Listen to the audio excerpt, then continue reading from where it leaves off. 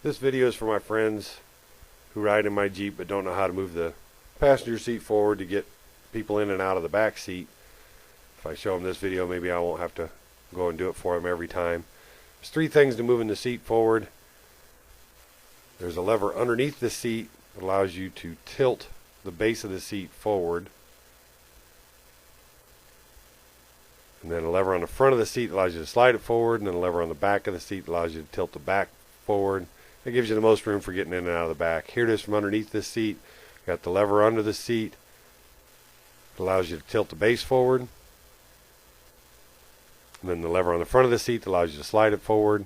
And the lever on the back that allows you to tilt the back forward. And to move it back, you just pull it back, grab the lever, slide it back, and you're in good to go.